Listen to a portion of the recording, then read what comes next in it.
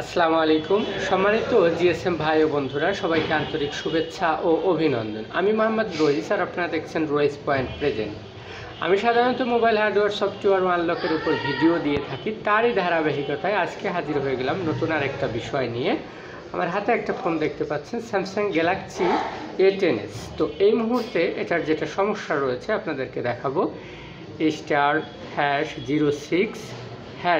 তো *#06# দিলে আপনারা দেখতে পাচ্ছেন Emmc1 Emmc2 এটা নুল দেখাচ্ছে, এটা Emmc 9। তো এই মুহূর্তে এটার যেটা Emmc না থাকা শর্তে যেটা আমাদের সমস্যা রয়েছে, এই যে এখানে আমাদের আপনারা দেখতে পারবেন, লক করলে পরে আপনারা বুঝতে পারবেন আমাদের এখানে সিম লাগানো রয়েছে। সিম লাগানোর শর্তেও এই যে এখানে আপনারা দেখতে পাচ্ছেন ইমার্জেন্সি কল।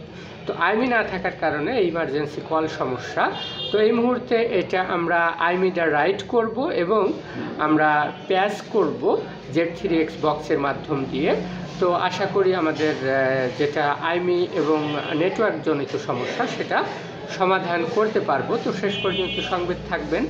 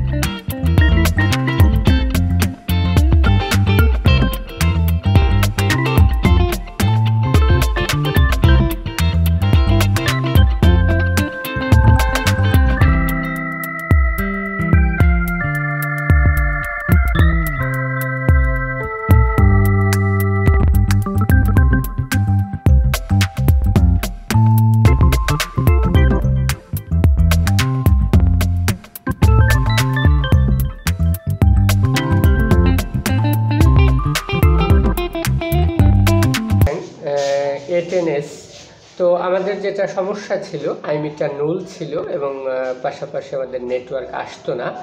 তো আপনারা এত সময় দেখলেন যে আমরা Z3X বক্সের মাধ্যম দিয়ে প্রথমে Emmcটা রাইট করে দিয়েছি, দ্বিতীয়ত আমরা এটা পেজ করে দিয়েছি, নেটওয়ার্ক পেজ। তো আপনারা প্রথমে আপনাদেরকে দেখাইছিলাম *#06#। তো আগে কিন্তু Emmcটা ছিল না, এখন কিন্তু Emmcটা চলে আসছে। তো আগে কিন্তু এই যে জায়গা লক করে আপনাদের দেখাইছিলাম যে নেটওয়ার্ক আসতো না, এখন কিন্তু নেটওয়ার্ক চলে আসছে। তো আপনারা দেখতেই পারলেন যে Z3X বক্সের মাধ্যম দিয়ে কাজটা অতি সহজ। আসলে আপনি যদি কাজটা জানেন তাহলে প্রতিটা কাজই সহজ, আর যদি কাজ না জানেন তাহলে প্রতিটা কাজই কিন্তু আপনার জন্য কঠিন হয়ে দাঁড়াবে। আর কাজটা যত সহজে দেখালাম আসলেই কিন্তু এত সহজ না। প্রাথমিক অবস্থায় ফোনটা কিন্তু আমাদের ডেভেলপার অপশন চালু করা লাগছে, তারপরে আমাদের এই ফোনটা রুট করা লাগছে, তারপর এডিবি মোডে আমরা কানেক্ট করে এই কাজটা করলাম।